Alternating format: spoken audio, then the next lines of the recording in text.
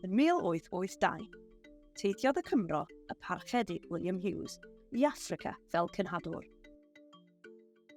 Fe wnaeth ei brofiadau yno ei ysbrydoli i agor y sefydliad Affricanaidd ym Maicholwyn, i ddarparu addysg y safleoedd i fyfyrwyr o Congo a Thiwnt.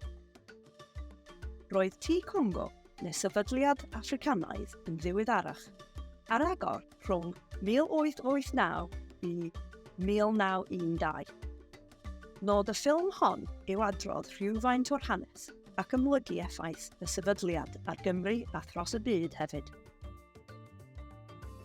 William Hughes' idea on Africa, his relationship with Black African and African American, and his influence on his students were all shaped and informed by his own experience growing up as a Welshman in England's old colony.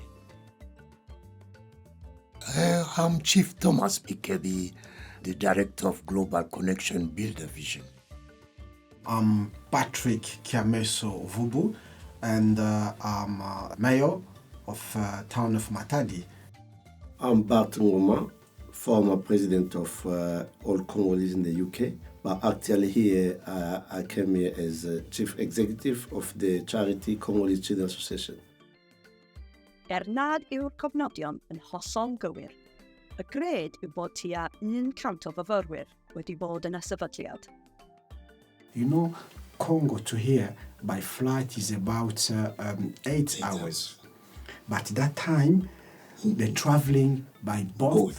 It's taken them maybe 1 year to come here, we don't know. Maybe, don't know, months, years, we don't know. And they travel from there to here. For my people, for my country, for my culture, it's a very strong event. Nid pobl Wyn o Brydain yn unig oedd yn ariannu'r sefydliad. Roedd arian o Affrica yn ei gefnogi hefyd. Y disgwyl bob amser oedd bod y myfyrwyr yn dychwelyd i Affrica bydd eu gwlad nhw. The vision of Reverend William was what? Bring the young people here, train them, and then bring them back again, if it's possible, to Congo, Matadi, and for them now to teach or to show what they show here, what they receive in terms of education and training. That was the huge positive vision from Reverend William. Roedd y sefydliad Africanaidd yn fusnes yn ogystal â bod yn sefydliad hyfforddi. Roedd y myfyrwyr yn cael eu hyfforddi fel teilwriaid medrus iawn ac yn gwneud prentisiaethau a chwmni a graffu Paulson ac eraill. Mae Paulson yn parhau i fod yn fusnes llywyrchus ym Maicholwyn heddiw. Roedd intergreidiwr i'r gymuned yn rhan greiddiol o ddiben y sefydliad. Nid dysgu sgiliau newydd i fyfyrwyr oedd ei unig bwrpas. Roedd hefyd yn bodoli i helpu pobl Maicholwyn a Thiwnt ddysgu am Affrica a ddiwylliant Affricanaidd. Roedd y parchedig Hughes eisiau i bobl leol ddeall bod y myfyrwyr o'r Affrica yn un fath â nhw ym mhob ffordd, ac mae'r unig gwahaniaeth oedd ei haddysg. Roedd cysylltu â'r gymuned leol hefyd yn ffordd bwysig i'r sefydliad godi arian. When they used to go singing in the street, singing, raising money, raising funds. The first black cricket club is Congo Institute. In the world, not just in the United Kingdom, but in the world. 5 years, they were unbeatable here.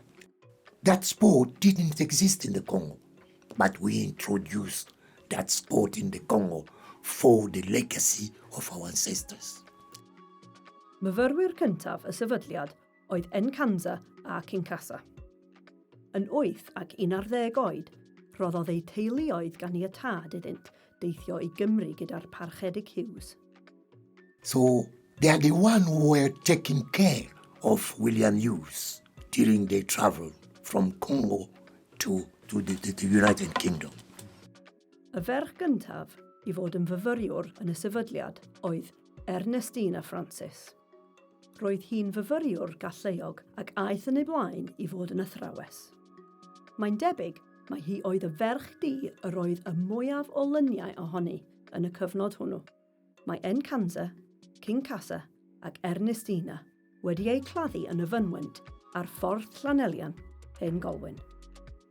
Cafodd Lulu Coote, merch arall oedd yn fyfyriwr yno, yrfa hir fel nyrs. Roedd hi'n byw yn Birmingham nes y bu hi farw yn 1964. Fe wnaeth Frank Teva Clark gynnydd academaidd cyflym yn y sefydliad. Fe wnaeth o gadw cysylltiad agos a Bai Colwyn hyd yn oed ar ôl dychwelyd i Affrica. Daeth yn weithredydd poblogaidd a phobl yn disgrifio fel un onest, eofn a geirwyr. Disgrifwyd Daniel Harvey fel ysgolwr da ac roedd y gymuned yn hoff ohono. Bu'n hyfforddi fel saer coed, saer olwynion, a graffwr a meddyg hyd ei oed. Enillodd Davidson Dontengo Jabavu radd mewn Saesneg a daeth yn awdur, yn newyddiadurwr ac yn academydd.